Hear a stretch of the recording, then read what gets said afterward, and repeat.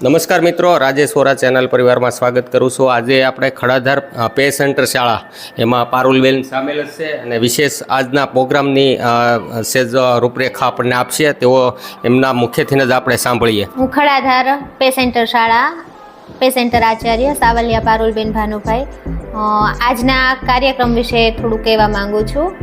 ગુજરાત સરકારના કાર્યક્રમ મુજબ જે ફેબ્રુઆરી માસ ચાલી રહ્યો છે એમાં એક એવું નામ આપેલું છે કે ફેબ્રુઆરી માસ મારો પ્યારો માસ, જેની અંદર વિદ્યાર્થીઓએ આખા માસ દરમિયાન વિવિધ પ્રવૃત્તિઓ કરવાની છે, જેમાં હાજરી છે, એકમ કસોટીઓ છે, વર્ગ સુશોભન છે, એ દરેકની અંદરથી વિદ્યાર્થીઓને પસંદ કરીને એમને નંબર આપવાના છે। તો એ નિમિત્તે આજે અમારી શાળાની અંદર વર્ગ સુશોભન સ્પર્ધાનું આયોજન કરેલ છે।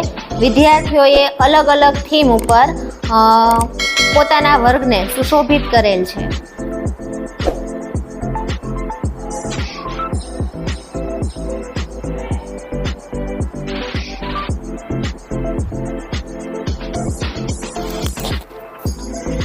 તો મિત્રો, તમારે જોઈ શકાય છે આ પ્રાથમિક શાળા ખડાધાર અને એમાં સરસ મજાની કામગીરી થઈ રહી છે। એની અંદર પ્રતિભાશાળી શિક્ષક પ્રમાણપત્ર અમારા પારુલબેનને મળેલ છે, જેઓ હાલ આચાર્યની પદવી ઉપર છે અને એ પણ સરસ મજાની કામગીરી અહીંયા કરી રહ્યા છે। એની ઉપર અમારી શૈક્ષણિક અધિવેશન 2020માં અમારી શ્રેષ્ઠ શાળા નિમણૂક પામેલી છે, એમનું પણ સર્ટિફિકેટ છે। અમારે ખડાધાર પે સેન્ટર શાળાની અંદર સાવલિયા પારુલબેન જેઓ MA BEd છે, કાનપરિયા મનીષાબેન જેઓ MA BA BEd છે। એવી રીતે તમે જોઈ શકાય છે સ્ટાફ 8ની છે હાજર અને એમાં થોડીક અમારા સ્ટાફની પણ જરૂરિયાત છે। તો બેન, આપણી સ્કૂલની અંદરથી ઘણા બધા સરસ મજાના રિઝલ્ટ પ્રાપ્ત થઈ રહ્યા છે, ત્યારે આ વર્ષે ચાલુ વર્ષે આગલા વર્ષે CET ને NMS એક્ઝામ ઘણા વિદ્યાર્થીઓએ પાસ કરી છે, જે શિક્ષકોની એક દેન છે અને એ સતત આ લોકો પ્રયત્નશીલ રહે છે, શિક્ષકોને સતત તાલીમ આપે છે અને ઘણા બધા વિદ્યાર્થી પસંદગી થઈ ગયા છે અને એવા લોકોને અત્યારે લાભ મળી રહ્યો છે। તે બાબતમાં તમારું શું કહેવું છે? પ્રાથમિક શાળાની અંદર હાલમાં ગયા વર્ષે CETની જે પરીક્ષા છે ધોરણ 5ના વિદ્યાર્થીઓ આપી શકે છે। એ પરીક્ષાની અંદર શાળાનો એક વિદ્યાર્થી છે જિલ્લા કક્ષાએ પ્રથમ આવેલો છે અને શાળાના કુલ 13 વિદ્યાર્થીઓ છે મેરિટમાં સ્થાન મેળવેલ છે, જે તાલુકાની બધી શાળાઓ કરતાં એ સંખ્યા વધારે છે। NMMSની જે ગયા વર્ષની પરીક્ષા લેવાની એમાં એક વિદ્યાર્થીની છે એ મેરિટમાં આવેલી છે અને એના આગલા વર્ષે પણ એક વિદ્યાર્થીની છે એ મેરિટની અંદર આવેલી છે। શાળાની અંદર વર્ષો વર્ષ આવી પરીક્ષાઓની અંદર શાળાના બાળકો ખૂબ સારો દેખાવ કરી રહ્યા છે। આજનો જે આ કાર્યક્રમ છે તમારો, એ શેના માટેનો કાર્યક્રમ છે?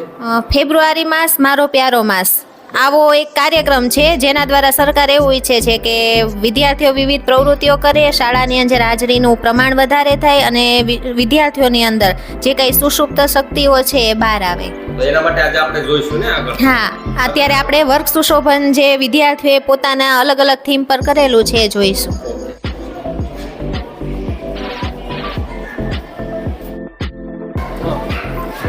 નમસ્કાર મિત્રો, તો આ અવકાશ થીમ આપણે જોવા જઈ રહ્યા છીએ। બાળકોએ બહુ સરસ મજાનું એના ટીચરે વ્યવસ્થા કરેલી છે, આજ આપણે નિહાળશું।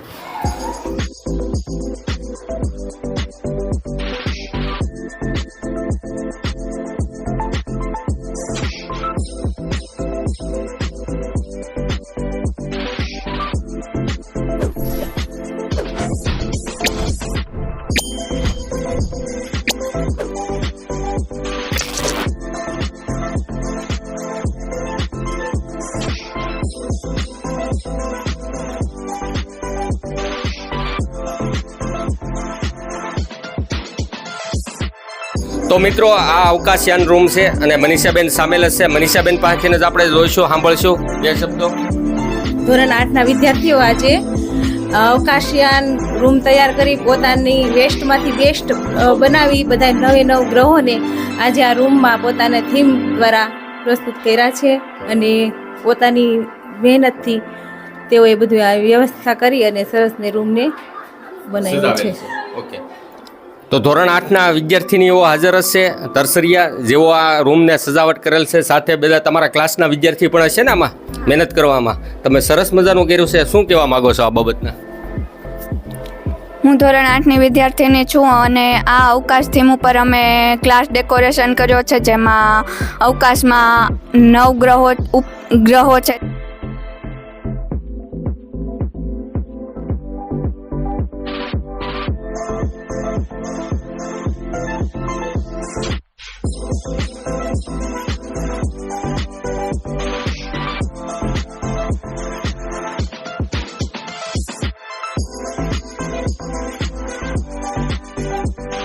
તો મિત્રો આ સરસ મજાની વ્યવસ્થા કરી છે ગોકુળ ગામ જોવા માટે. પધારો અમારા ક્લાસમાં જે રાજુભાઈ શિક્ષક છે એને ઘણી બધી મહેનત કરી છે. તો આવો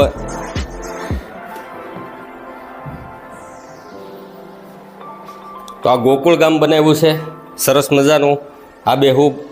વચ્ચે ઓરડો પણ છે, રૂમ પણ છે અને દીવા કરેલા છે, ઝૂંપડી પણ છે, કૂવો પણ છે. મોટો વડલો ફર્સ્ટ ક્લાસ રાખી દીધો છે.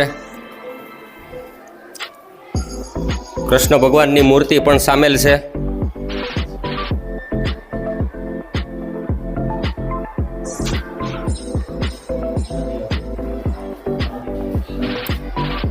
તો મિત્રો આ તમે જોઈ શકાય છે નદી.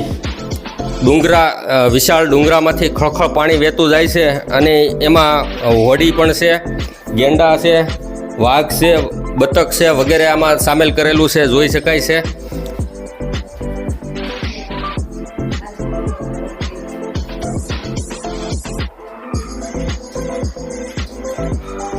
બાજુનો વિસ્તાર ગાઢ જંગલથી પથરાયેલો છે એવું શો કર્યું છે. ખૂબ ખૂબ ધન્યવાદને પાત્ર છે અમારા બાળકોને કે જેણે આવી સરસ મજાની કૃતિ એમના વર્ગ ટીચર થ્રુ બનાવેલ છે. સાથે ઘોડીઓ પણ સામેલ કરેલું છે. બહુ સરસ સુશોભન કરેલું છે આ રૂમની અંદર. ખૂબ ખૂબ ધન્યવાદ બાળકોને.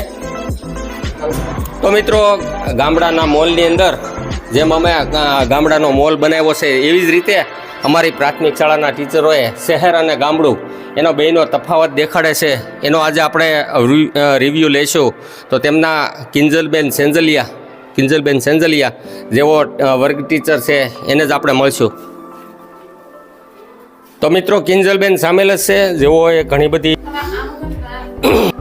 તો મિત્રો આ ગામડું અને શહેર એનો આ કક્ષ કિંજલબેન સેંજલિયા જેવો સામેલ જ છે વર્ગ ટીચર એના, અને બાળકો પણ સામેલ છે. બહુ સરસ મજાની વ્યવસ્થા કરી છે. એની પાસેથી જ આપણે 2 શબ્દો સાંભળશું. અમે ગામડું અને શહેરમાં જે અલગ જે એનો તફાવત છે એ દર્શાવવાનો પ્રયત્ન કર્યો છે. ગામડામાં ઝૂંપડી અને શહેરોમાં બિલ્ડિંગ, પછી ગામડામાં ખેતર અને જે શહેરો છે એમાં રસ્તાઓ અને બિલ્ડિંગ ને એમાં હોસ્પિટલ ને ગામડું. પછી આ સાઈડ ગામડું છે એમાં કૂવો છે, પછી સામે વલોણું છે, ફાનસ છે. હું ધોરણ 6 માં અભ્યાસ કરું છું. મારું નામ વરાનેશ્વર ગોવિંદભાઈ છે. આ સાઈડ ગામડું છે, આ સાઈડ શહેર છે.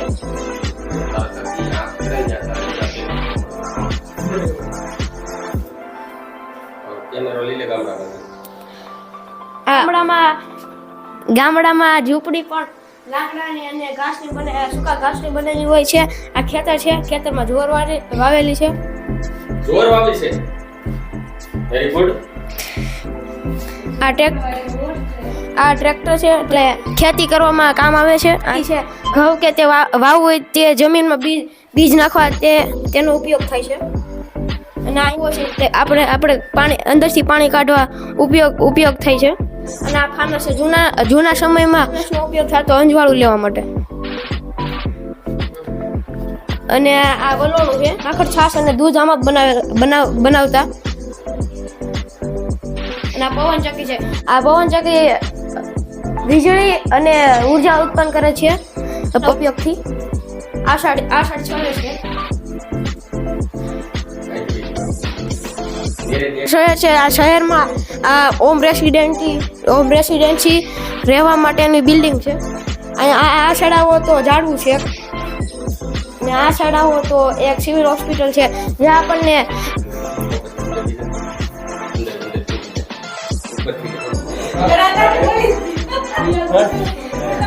સિવિલ હોસ્પિટલ છે. અને આ VR મોલ છે. આ મોલમાં જે આપણે ખાવાની વસ્તુ આપણે કામની વસ્તુ મળી જશે. અને આ ડ્રીમ સિટી છે. આ માણસો બિલ્ડિંગોમાં રહે છે. ડ્રીમ સિટી એની સ્ટેશનરી ગોઠવી છે. તેમાં ટેપ પટ્ટી છે, પછી કલર પેજ છે, નિબંધવાળા પુસ્તક જેવા વસ્તુઓ છે, કલર છે, તે વસ્તુઓ છે. અમે સિટીમાં પ્રદૂષિત વાતાવરણ હોય છે અને ગામડામાં શુદ્ધ વાતાવરણ હોય છે.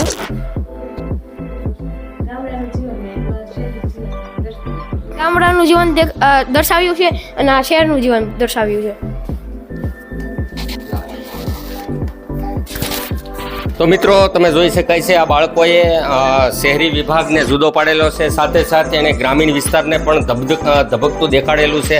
હવે શહેરી વિસ્તારની અંદર જો વાત કરવી તો સતત પ્રદૂષણના કારણે શ્વાસોશ્વાસ લેવામાં મુશ્કેલી પડે છે. જ્યારે અમારું જે રૂરલ એરિયા, જે ગામડું અને ગામડાની વાત કરી અને બહુ સરસ મજાની એણે આબેહૂબ દેખાડ્યું છે. એકદમ પવિત્ર જગ્યા ઉપર હોય એવું અહેસાસ થાય છે. સાથે સાથે કુદરતી ઓક્સિજન પણ ભરપૂર માત્રામાં મળી રહી છે. એટલે બધી રીતે ગામડું લોકોને, શહેરી લોકોને પણ અનુકૂળ છે. તો આ બેયનો તફાવત જોયો આપણે. ખૂબ ખૂબ આભાર કિંજલબેન સેંજલિયા, જેઓએ એટલું બધું સરસ મજાની વ્યવસ્થા કરી છે, સતત પ્રયત્નશીલ રહ્યા છે. ખૂબ ખૂબ આભાર. તો મિત્રો ધોરણ 5ના રાજુભાઈ સામેલ છે અને એમણે પાણીની અંદર રંગોળી બનાવી છે. જોવાની ખૂબી પાણીની અંદર રંગોળી બનાવી છે. બહુ સરસ મજાની રંગોળી તૈયાર થઈ છે. રંગોળીનો રૂમ છે ટૂંકમાં. સરસ મજાની રંગોળી બેહૂબ બનાવેલી છે, જોઈ શકાય છે.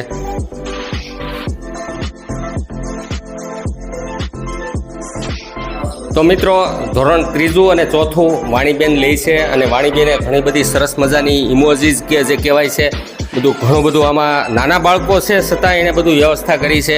તો એના મુખ્યથી 2 શબ્દો આપણે સાંભળશું. નાના બાળકોએ સરસ રંગોળી, ફ્લાવર્સ અને લીવ્સની બધી બનાવી છે, ઇમોજી તૈયાર કર્યા છે, સ્ટાર બનાવ્યા છે અને બલૂન્સ ને બધું સરસ ડેકોરેશન કર્યું છે અને માળો બનાવી પક્ષીઓનું ને બધું સરસ એક એને પોતાની થીમ રજૂ કરી છે. Thank you.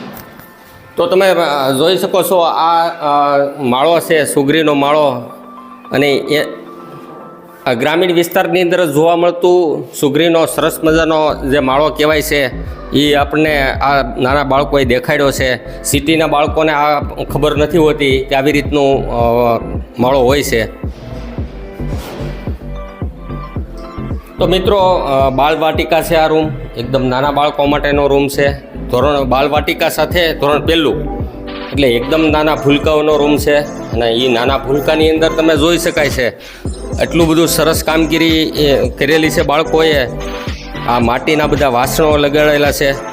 વિશેષ આપણે સાહેબ પાસેથી 2 શબ્દો સાંભળશું. નાના બાળકોએ સરસ મજાની પ્રવૃત્તિ કરી છે. આ જે પૂંઠામાંથી ઘર પણ બનાવેલા છે, માટીના રમકડા બનાવેલા છે, પછી ફૂલને એવું બધું લઈ આવ્યા હતા અને સરસ રીતે બનાવીશું. અને આ સાઈડ તમે જોશો તો પૂંઠામાંથી ટ્રેક્ટર પણ બનાવેલ છે અને હોડી પણ બનાવેલી છે. ખૂબ ખૂબ આભાર સાહેબ. નાના બાળકોને, નાના ભૂલકાઓ, સામાન્ય નાની ઉંમરના લોકોને તમે આ બધું રમતગમતમાં ભાગ લેવડાવ્યો છે. ખૂબ ખૂબ આભાર.